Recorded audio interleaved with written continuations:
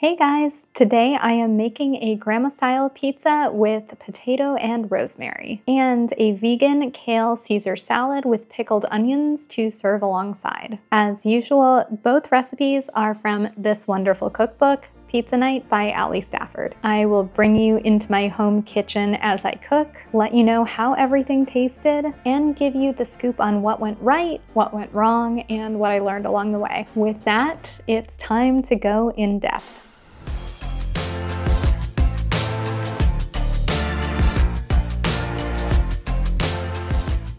Hi, I'm Maddie Burton, and I write a newsletter called On the Cusp, where I first wrote about my personal challenge to cook my way through an entire cookbook and learn how to perfect the art of homemade pizza in the process. I'm documenting that project here in this video series. This is where you can hang out in my home kitchen, see the results of that personal challenge, and cook right alongside me. You can follow along with this project on YouTube or by subscribing to my newsletter at newsletter.maddieburton.com. And if you would like to cook your way through this cookbook with me, I would love it if you joined me. Below this video, I will include my own personal bookshop.org link to this cookbook so that you can buy Allie's cookbook and support this video series in the process.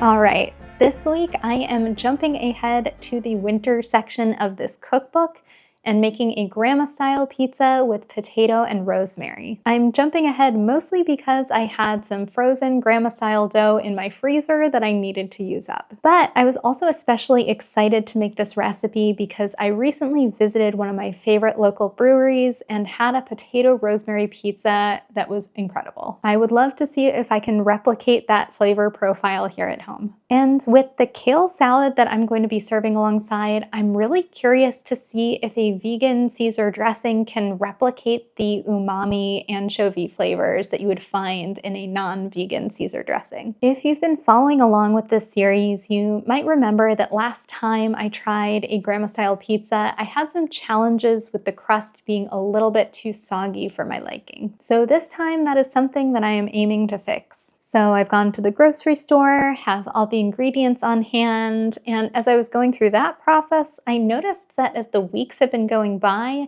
my grocery lists have gotten shorter and my grocery bills have gotten smaller too. It's possible that's due to the recipes that I've been choosing. It's also possible that some of the pantry building I've been doing has helped me out on that front.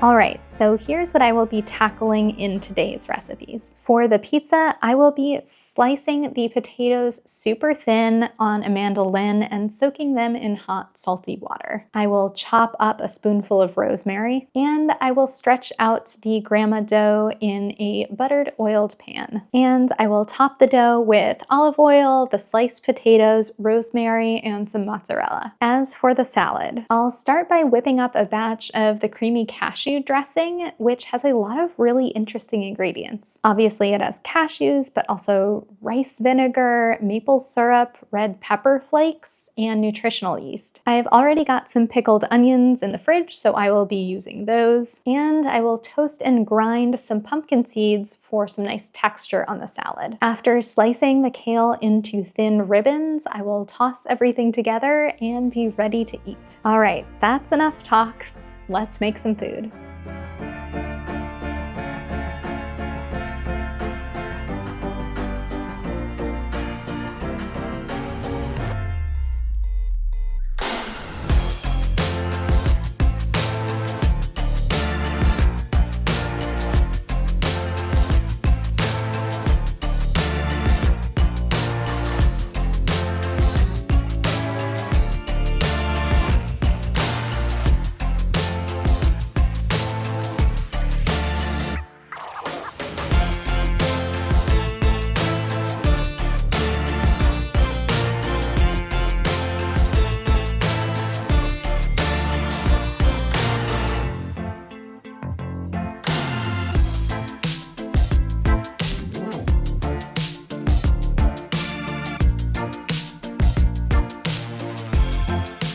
All right, guys, Spoiler alert, I say this every time, but I did love both of today's recipes. They turned out fantastic. I really love the delicate flavor and texture of sliced potatoes on top of pizza. If anything, the heaviness and saltiness of the cheese might have overpowered the potatoes just a little bit, so I might use a little bit less of that next time. This time, I certainly did not have a problem with soggy crust. In fact, maybe just the opposite. My strategy was to preheat the oven for longer, getting my baking stone much hotter, and to actually put the baking stone closer to the heat source at the bottom of the oven. Obviously, both of those strategies were right on target because it led to a very crisp crust. But it also led to quite a bit of shrinkage in the dough, which ideally I would love to avoid to the extent possible. Next time, I will keep the baking stone in the middle of the oven and just preheat it longer. I love that this recipe had me adding the cheese at the very end of the bake because it gave the potatoes a really nice chance to brown and crisp up. One of the fun things about making this